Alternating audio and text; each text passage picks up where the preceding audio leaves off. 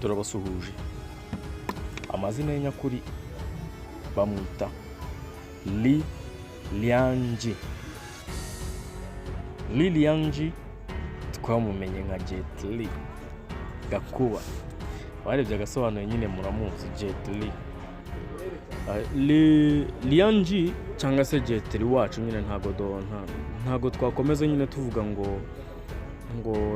Li Lianji turagenda nyine mu izina tumuzima. Jet Li wacu ubundi abashinwa bakaba bafite uburyo kiba nk'izina baba bafite n'irindi ku ruhande nyine ni nkaho navuga ngo ari nka meaning y'iryo zina, none akaba yitwa YUBUZIMA. YUBUZIMA nyine mbishyize nyine mu kinyarwanda cyangwa se ikinyamurenge cyangwa ikirundi cyangwa se ikinyamasisi cyangwa se igikongomani nyine kugira ngo tuzumve neza. So ariko mbanje no gusuhuzaga abantu badukurikiye aho muherereye hose mwumva runo rurimi ndabasuhuje.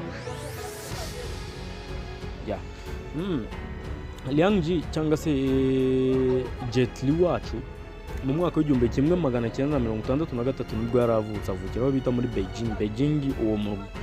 Uwo mujyi murawuzi nyine uvugwa kenshi cyane mu mafilime hose nyine biravugwa. Uwo mujyi uravugwa cyane. So ku itariki 23 z'ukwezi kwa kane ukwezi kwa kane nyine muri Mata nibwo yavutse. Uvuze ngo akakanya afite imyaka 59 nyine ubwo murumva yuko ni mukuru, ntago ari umusaza. Abasaza nyine n'abasaza baba bari muri za 70 gutyo, urumva ntarasaza, ntaragera na 60 ariko nyine ntarasaza. Rero Jet Li wacu icyo twababwira akaba ari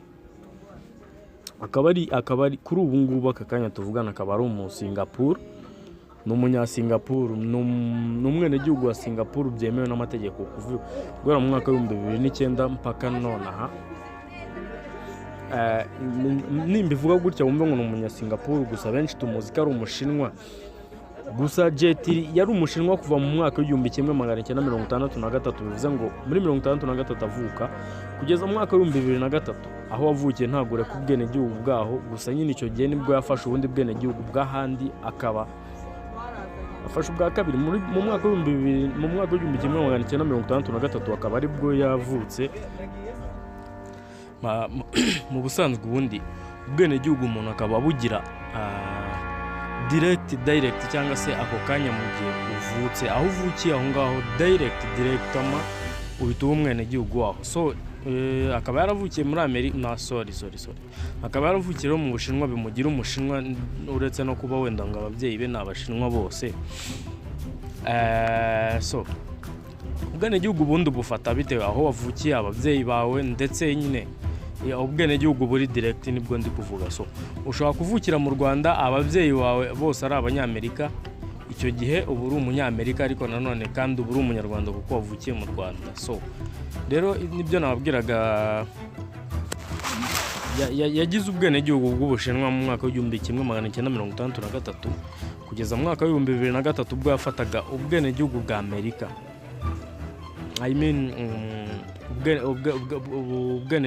Ubwene gihugu bwa Amerika, kuko yafashe ubwene gihugu bwa Amerika mu mwaka wa 2003. So kuvuga ngo ubw'Ubushinwa bwahise buvaho. Rero kuva mu mwaka wa 2003 kugeza mu mwaka wa 2009 nakubwiye ngo ubwene gihugu turi kuvuga ngo kugeza icyo gihe so kuvuga ngo n'ubundi yageze muri Amerika aba ari umunyamerika kubera yuko aba agifite bwa bwene gihugu, kuko aba agifite bwa bwene gihugu. So kuva mu mwaka wa 2003 kugeza mu mwaka wa 2009, iyo myaka uko ari 6, nyuma y'iyo myaka 6 nibwo yahise afata ubwene gihugu bwa Singapore. Nimvuga gutyo si ukuvuga ngo bwa bundi bwa mbere yarabutakaje, aracyabufite kubera yuko aho ugiye ntibikuraho aho wavuye. Nuko nyine nkuko wumva ngo umunyarwanda uba muri Amerika agafata ubwene gihugu bwa Amerika, n'ubundi yatashye akagera hano mu Rwanda abakiri umunyarwanda. ya kimwe nk'uko n'umurundi wavukiye i Burundi umunyarwanda avukiye i Burundi ariko ababyeyi ari abanyarwanda aba ari umurundi ariko nyine biri naturel cyangwa se biri automatique directement aba ari umunyarwanda kuko ababyeyi be n'abanyarwanda nubwo mu bitabo by'u Burundi cyangwa se muri registre de naissance harya ni ibintu nk'ibyo birth certificate afite abari ya DJ Bujumbura cyangwa se na Kigozi cyangwa se byose Ngozi. Abantu bari i Burundi turabasuje cyane turabasuje cyane abarundi ni inshuti zacu cyane nuko nyine ni process ndende nyine nuko bigenda nyine so umwaka wa 2003 kuza muri 2009 yari umunyamerika cyangwa se na n'ubu aracyari umunyamerika kuko aracyafite ubwo bwenegihugu rero kuva muri 2009 aribwo 2009 ari nabwo yafashe ubwenegihugu bwa Singapore kugeza na n'ubu nta kindi gihugu afite ubwenegihugu uretse u Rwanda numvishe babikemanga yuko ashaka kuza kubufata kaza no gushinga ishuri rya URUPFU tujya tuvugana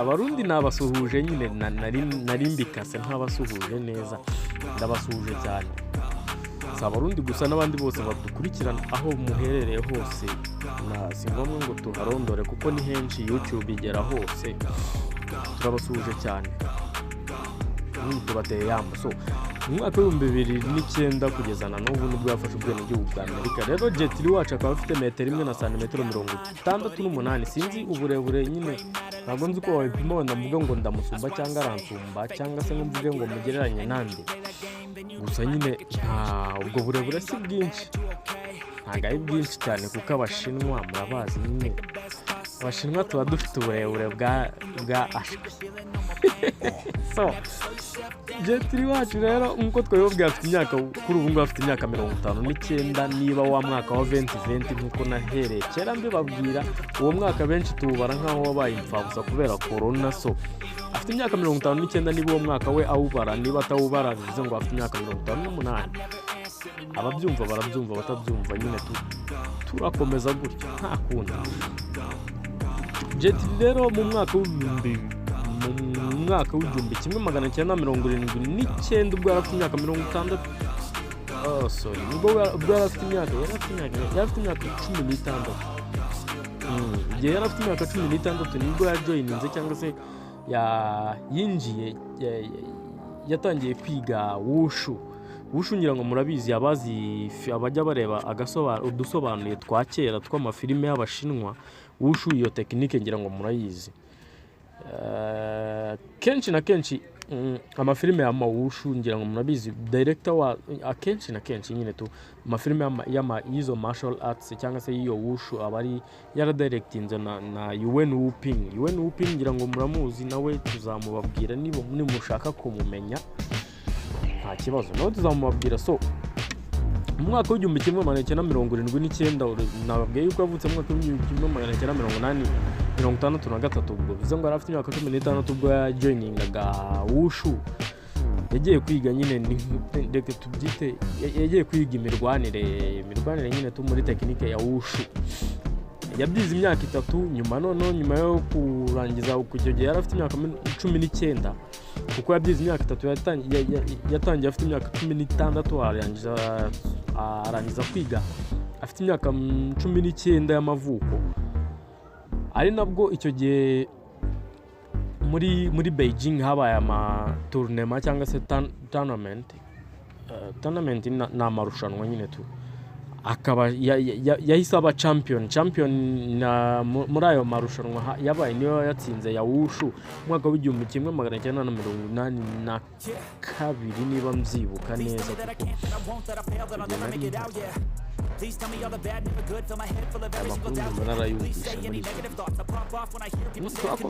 muri 1982 akaba aribwo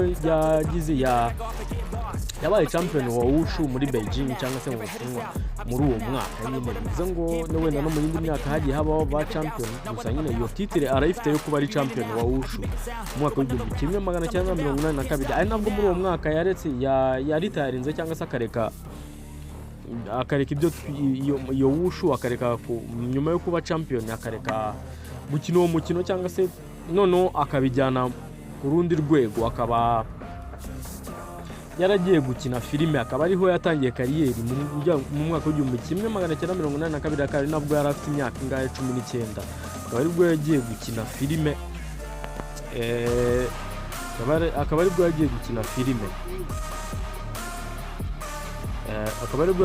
filime rero nk'umuntu wavutse mu mwaka w'1963 akajya gukina filime mu mwaka w'1982 bivuze ngo icyo gihe atangira gukina filime yagiye gukina filime afite imyaka 19 yonyine ari nabwo yarangije cyangwa se yarasezereye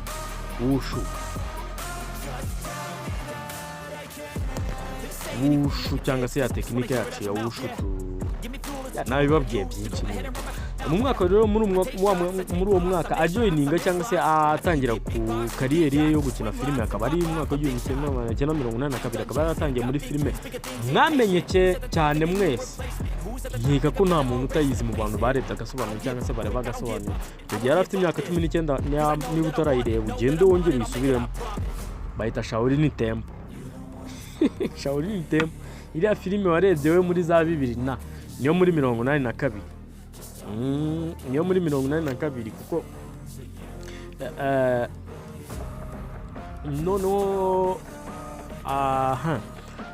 muri za 90 izindi yakinnye wenda ntabwo zamenyekanye cyane uretse wenda iyo bita Once Upon a Time mu mwaka Once Upon a Time mu mwaka w'1994 Once Upon a Time ngira ngo murayizi yandi yakinnye yitwa Wong Fei Hong ngira ngo murayizi iyo ngiyo nyine muri za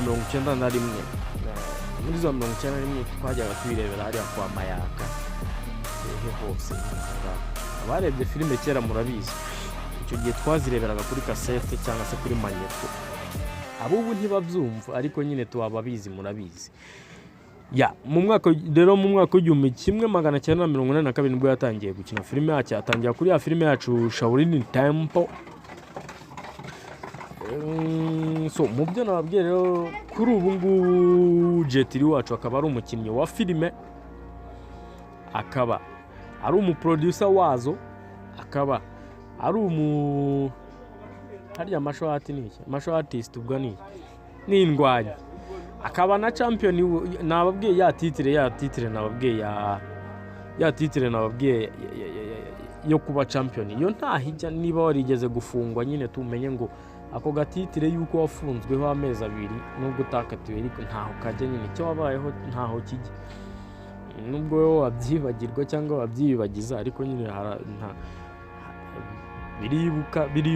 biribukwa nyine tu niyo titre yo kuba yarabaye champion wa Wushu mu mwaka w'1982 nayo arayifite none akaba n'umwanditsi w'ibitabo nyine tu nzabasomera ibitabo bimwe na bimwe byiwe nkuko nababwiye yuko Jackie yari n'umuhanzi kugira ngo nabumvishije n'indirimbo yiwe yakoranye n'umukobwa n'umudemu n'umudada cyangwa se n'umukobwa w'umunyakoreakazi y'epfo ya ndirimbo imwe nigeze kubabwira mu mateka ya Jackie Shaoshishu wewe wa abatararebye amateka ya Jackie musubira inyuma nyine muri video zacu za kera Kangaro Media naho ngaho Jetiri wacu rero hari abantu barebye indirimbo filime bita Hero nayo ni ya 2002 gusa nyine ni ejo bundi aho muribuka ko muri iyo Hero yitwaga Zhang Yimou ikibazo ariko ubundi turi kugendana neza cyangwa benshi muzi Feast of Legend nayo abayirebye nyine ya indi abarimo n'umusirikare nyine ubuteza imisumari intoki iyo niyo mu mwaka w'1994 abantu mutabizi nyine tunaho ngaho muri uwo mwaka. Umwaka w'1994 akaba aribwo nyine Feast of Legend. Ntago nibuka neza uko baba bamwita ariko nyine ngira ngo murayizi. Ni Cheng Zhen. Bamwita Cheng Zhen arwana na ya ndwanyi cyangwa se wa mugenerali aba ari umuyapani nyine. Ntago nibuka fresh. Izo filime tuba twarazirebye kera. Cheng Zhen cyangwa se Cheng Zhen.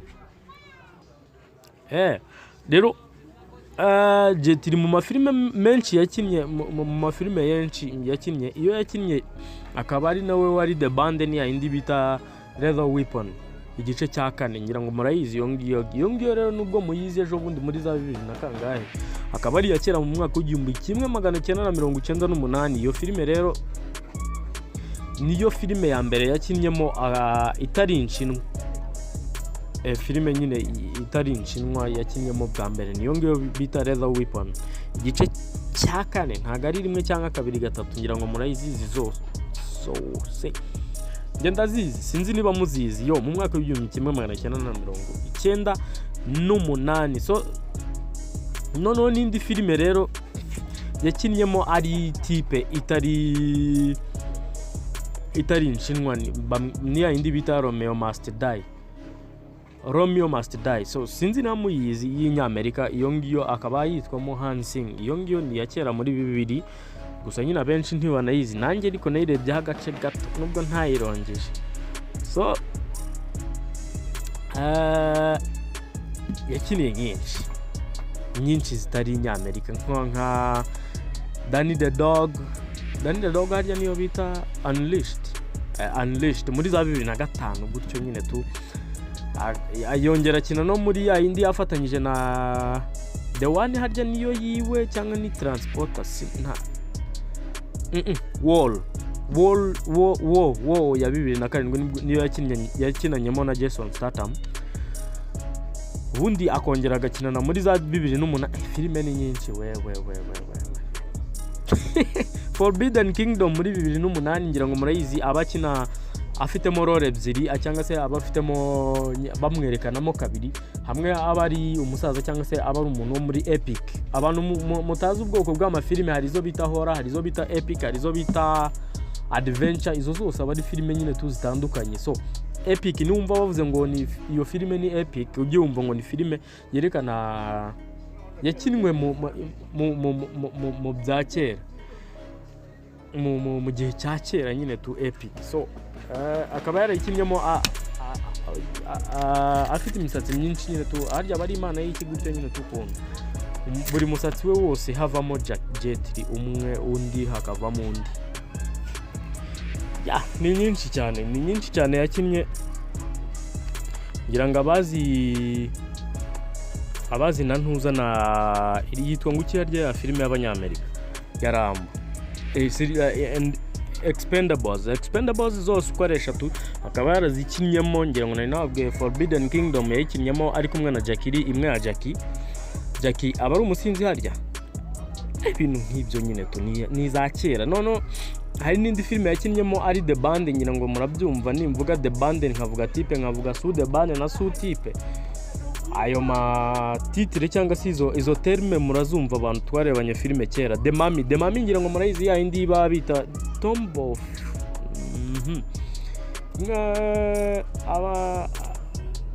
hari umwami harya bari umwami imwe bita The Tomb of the Dragon Emperor. Ya indi aba ari umwami ya indi nyine tu nayo bafite ibisatsi byinshi nyine tu ari indwanyi bya Atari. Aba yarabaye ikibumbano. Ngira ngo murayibuka nyine tu ni filime ya kera muri 2008.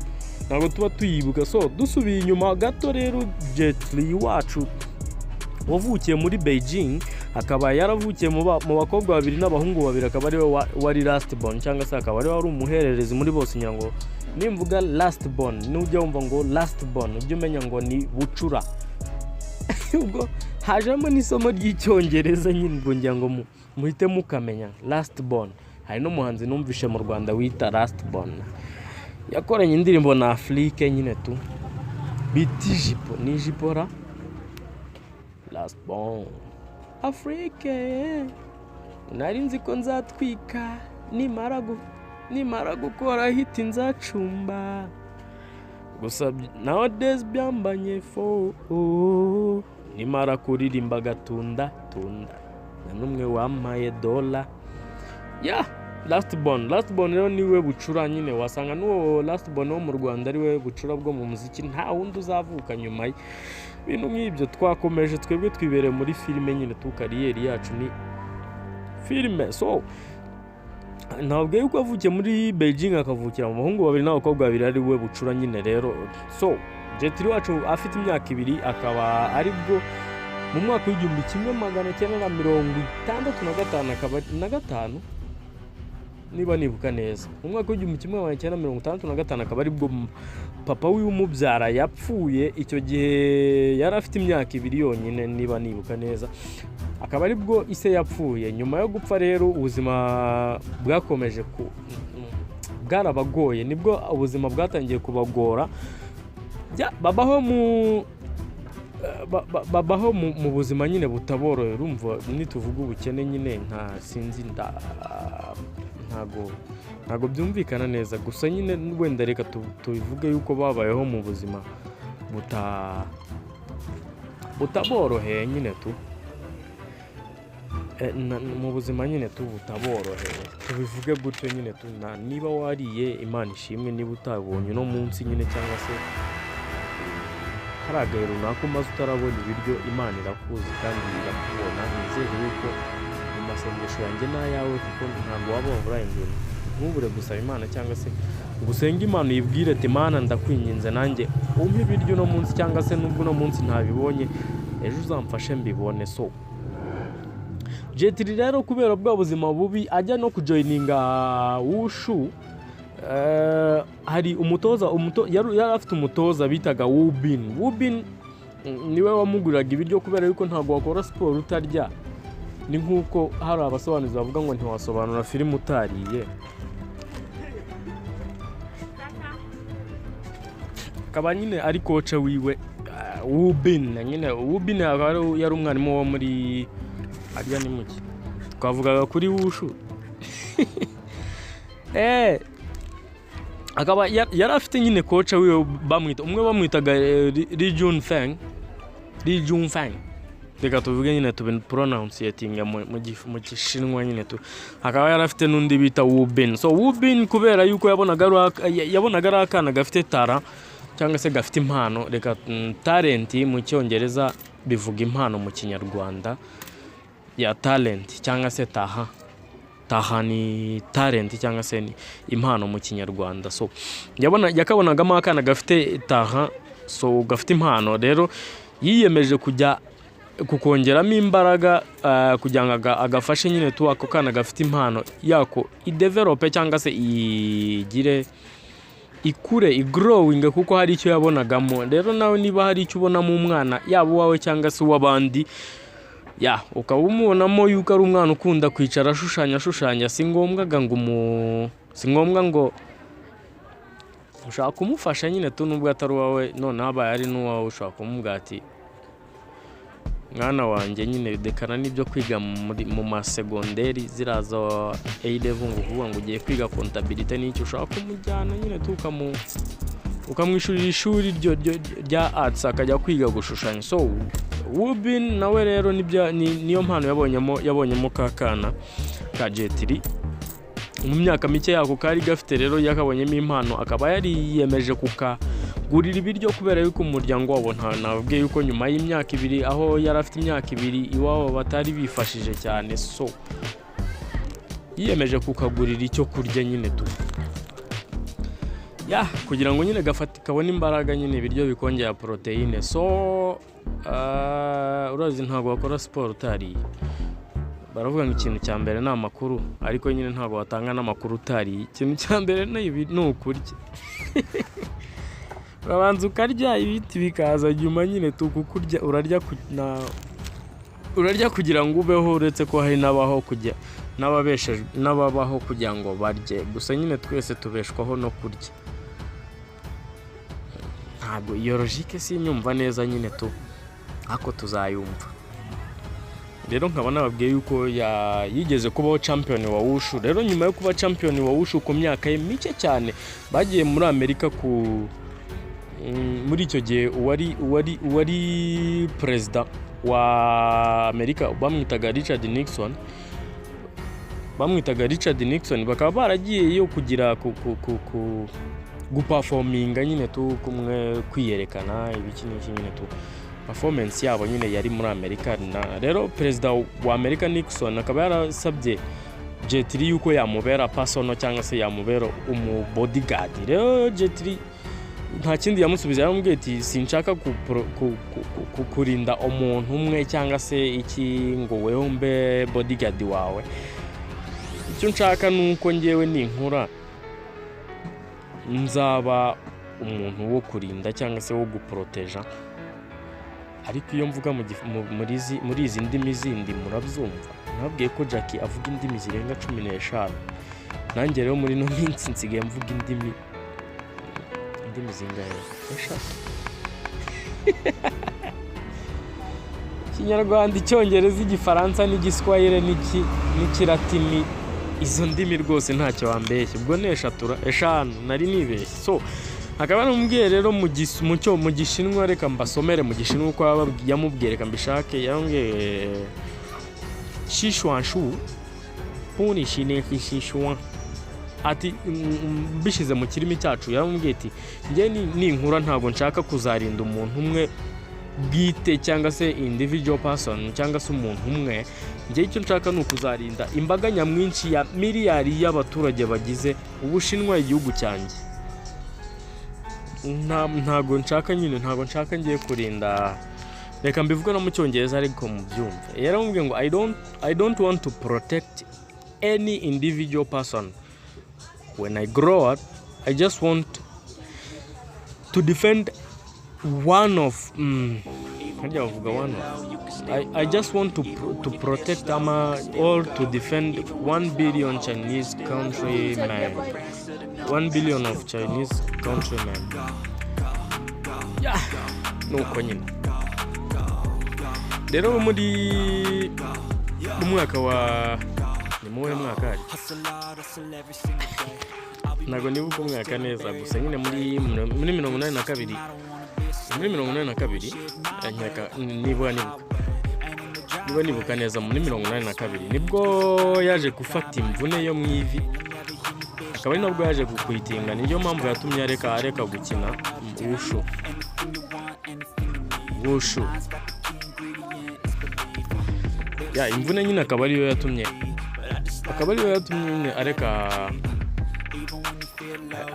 areka no gukomeza nyine iyo kariyeri yiwe yo gukina uwo mukino wa wushu. Ari nabwo nyine yahise yaretse gukina ahita aba assistant cyangwa se uwungirije coach nyine wa wushu mu ikipe ya Beijing wushu.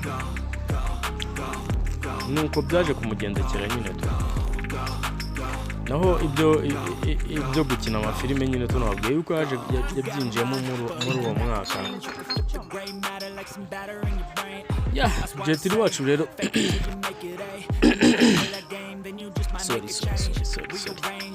nyihanganire nyine. Jet Li wacu rero mu mwaka muri 2000 akaba icyo gihe umugore wiwe yaratwite, akaba yari yaramusezeranyije yuko mu gihe nkuko akicara ukagana n'umugore wawe madamu wanjye rero mu gihe uzaba utwite nta filime nimwe nzigera nkina. Akaba yari yarasezeranyije umugore wiwe yuko igihe azaba atwite atazigera akina filime nimwe. Rero mu mwaka wa 2000 nibwo Chuyen Fati nyine bavuga byandikwa sigiye Chao Yun Fati, gusa nyine turamuzi ko ari Chuyen Fati.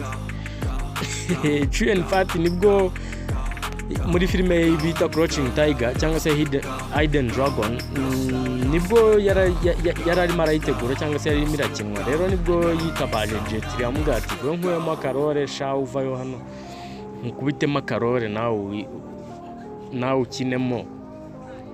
Jet Li amubwira ati hoya rwose kubera yuko umugore wanjye aratwite ntago bishoboka, noneho rero shaka undi muntu, shakira ahandi.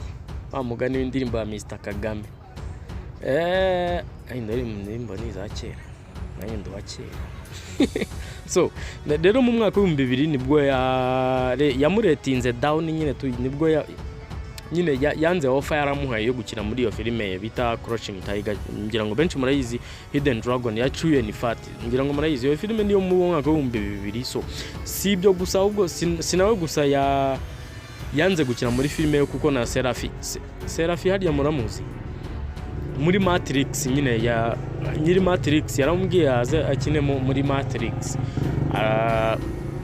Nabyarabyanga kuko ariko ho ntabwo yabyanze kubera yuko umugore we yaratwite gusa wewe mu myizerere yiwe yumvaga yuko iyo role bari kumuha ntago ikeneye ubumenyi bwiwe cyangwa se ntacyo yari kuza yongeramo kubera ko iyo filime uburyo yari iteguye cyangwa se niki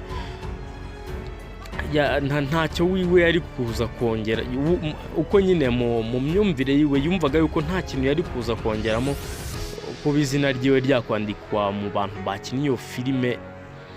Yumvaga yuko nyine ntacyo biri buze kongeramo gusa nyine mu mwaka wa 2000 yaje gukina muri ya filime yiwe ariyo the one aho yakinanyemo na the one niyo yakinanyemo na ntuza na Jason Statham ngira ngo murayizi izo zose nyine tu ni nyinshi cyane yakinnye. Ugiye kuvuga amafilime yakinnye ni menshi na bwakira za hero zose zande zose ahubwo hari n'indi filime yakinnye muri 2003 muri 2003 nyine nayo nari nibagiye kubabwira kandi yanamenyekanye byatari ya indi bamwita ndera ntabwo ni kuko bamwita gusa ni ya indi ya producer bamwita Joe Silva ndamuzi nyine nuko ntibuka uko Jet riwe bamwita gusa iyo filime ni ya Joe Silva. Iyo filime ikaba bayita Credo to the Grave ni ya indi yakinnyemo ari kumwe na DMX yakina wa muraperi nyine wo muri Amerika ndetse na Mark Dacascos cyangwa se benshi tuzi nka Marana. Ariko nyine niba mvuze Marana nkeka yuko nawe mumuzi Mark Dacascos. Marana muramuzi nyine Marana nyine muramuzi ngira ngo abantu benshi mwarebye capoeira nyine nako iyo technique ya capoeira sinzi niba wari wahizanye cyangwa ari wayipromotinze gusa nyine niwe watumye imenyekana ya filime nyine arya bayita ngo imwe baba bamuririmba nyine tu Marana wera maraku ano mutarebye filime murambabaza. So Mark Dacascos bakinanyemo nyine tu bakaba barakinanyemo rero muri iyo filime. So kandi Jet Li wacu ngira ngo agitangira gukina filime nubwo ntabibabwiye yaje nyine yitwa ya mazina yiwe Lil Yang Ji cyangwa se Yanga Zongo gusa umuntu wamukinishe filime bwa mbere na mbere yabonye icyo kizina atagishyira muri liste y'abakinnyi bamukiniye filime none aravuga ati uyu mwana n'imiguruko ye reka mumwitirira indege none mite nongeyeho na rya zina rye bagahita bamwita Jet se ntimubizi ko ari indege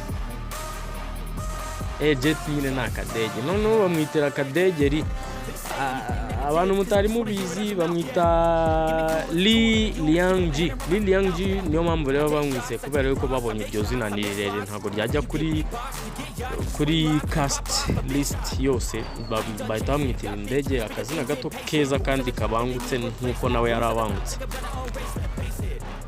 So mu mwaka wa 2000 rero na 2005 2005 kuko nibwo Danny the Dog nibwo yasohotse Danny the Dog nibwo yasohotse. So mu mwaka wa 2005 nibwo yasohotse none yari yinjiye muri role itandukanye nizo yari asanzwe akinamo kuko Danny the Dog iratandukanye ni role bari bamuhaye aho yakinnyemo ari umuntu mukuru akuze ariko ufite mu mutwe habana gusa akaba yarakuze uko yakuze mu mikurire yarakuzwe afatwa nk'imbwa cyangwa se afatwa nk'inyamaswa. So nubwo yari yakuzwe afatwa nk'inyamaswa gusa yakuzwe yigishwa no kurwana. So yakuze anazi kurwana kubera yuko imirwanire yiwe yari hejuru cyane, kubera yuko ni nabyo byatumye rero umukire wari umukire ni nkaho witwa ko ari we uhari nyiri iyo mbwa, yamukoreshaga nyine muri club, nyine muri fighting club zamujyana kugira ngo arwane, nyine arwane yatsinda akaba ari gutwara amafaranga. So nuko Dani yabayeho nyine tuyakuzemo, yari indwanyi ariko nyine tuwafatwa nk'imbwa. Iyo filimi ikaba ikinwamo Bob Hoskins, ngira ngo muramuzi, na Morgan Freeman nawe se ntimumuzi, wa musaza w'igikara nako uwo mwirabura. Aho hari 2005-2006 akaba ari bwo yaje gukina muri Fearless murayizi, ni ya filime nayo ya Epic. Nabwo ubwoko bw'amafilime yuko Epic, nimvuga Epic ujye umva yuko ari ya filime iba yakinwe yerekana yuko ari mu gihe cya kera, nyine ujye uyumva gutyo nyine keka yuko ari uko nyine ni nyinshi yakinnye ntago twazijyamo ngo tuzirangize. So Jet Li wacu rero mu mwaka w'igihumbi 1987 ubwo yari afite imyaka ingahe hera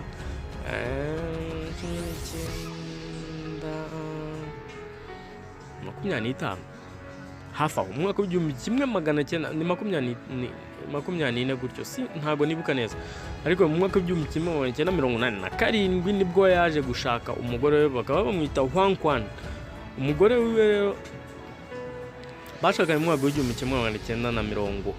1987 bongera gutandukana mu gihumbi 1990. Iyo ni imyaka 3 bamaranye gusa. Abazungu nyine ntibakina.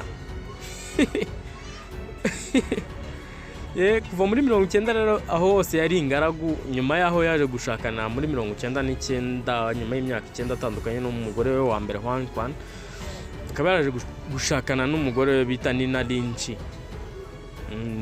Baje gushakana mu mwaka w'igihumbi 1999. Mu mwaka w'ibihumbi 2000 baje kubyarana umwana wabo wa mbere, ari nawe nababwiye yuko yaje guhakanira Chu Yen-fat cyangwa se Chow Yen-fat.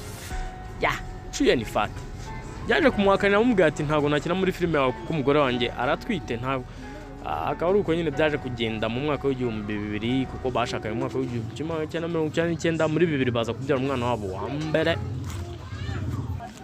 2013 rero akaba ari bwo haje kuvugwa cyangwa se byaje kumenyekana cyane kuko icyo gihe yararwaye, yararembye bikomeye. Ari nabwo icyo gihe kuko nta abantu bose bamusaba ko bakina muri filime zabo, yarababwira ati yani yabaretingaga down cyangwa se yabatanaga down, akababwira ati oya none ntago nkina. So muri uwo mwaka wa 2013 nibwo yararembye cyane, kubera yuko yararimo arasafaringa indwara bayita hyperthyroide cyangwa se hyperthyroidism. Sinzi uko babisoma nyine ibintu nk'ibyo, ariko nyine mwabyumvisha. Sinzi uko nayivuga mu Kinyarwanda wenda ngo numve ko mwamuyizi, ariko ntaga nkeka ko nyine twebwe sinzi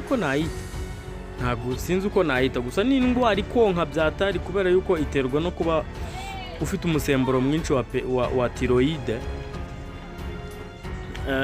Ibimenyetso by'iyo ndwara yakaba ari yuko muscles cyangwa se uba wumva imitsi kurya, wumva unaniwe, imikaya yawe nyine nta ngufu, ufite weakness nyine mu mikaya yawe, ugira ibibazo byo kuryama, nyine kuryama kwawe ari gake byatari. Noneho nyuma yaho ngaho ukumva nyine umutima uri gutera cyane, umutima bituma ibimenyetso ni kuba umutima utera cyane nabyo birimo aho. Ikindi kandi ni agakanzu.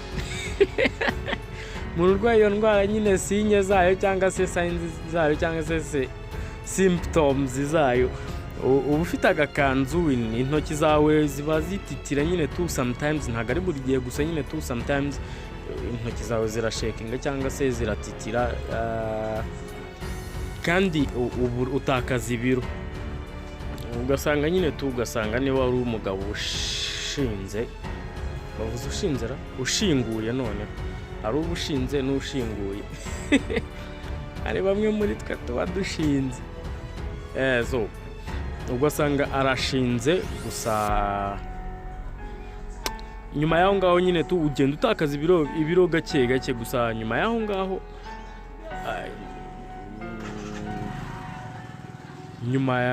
ngaho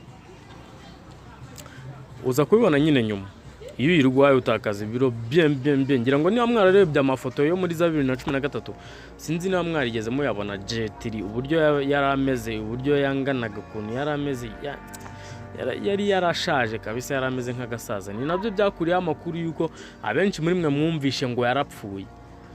J3 ni muzima, ariho arahumeka, ni muzima, ntaho yagiye, kuko kuri ubu ngo afite imyaka 59. So iyo ndwara rero J3 yararwaye,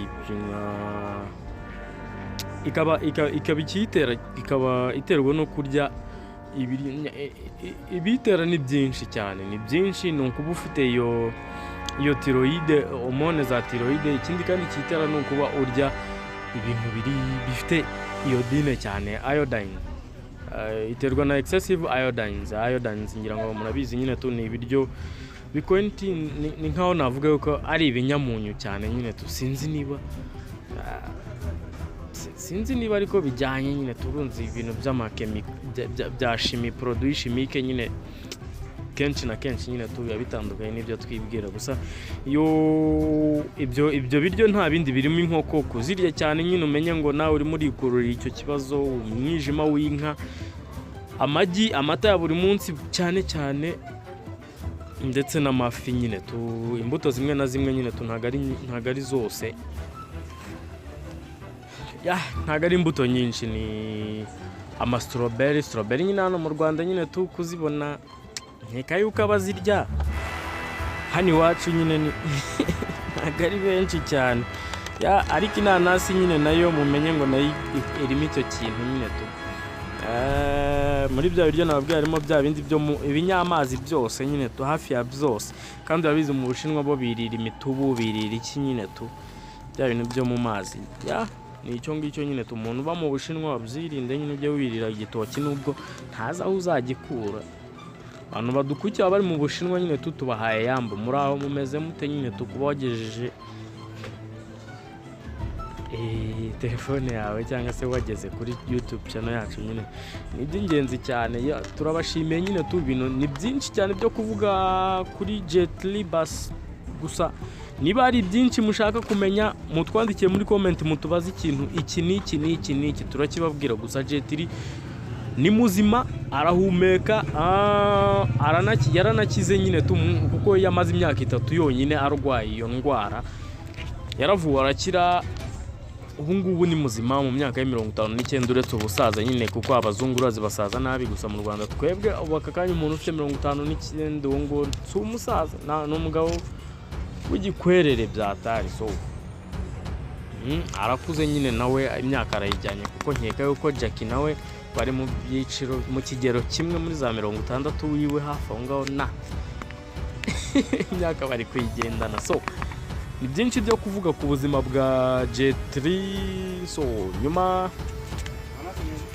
akaba imyaka yigendanye 60, ari hafi kugera mu mwaka utaza yujuje imyaka 60.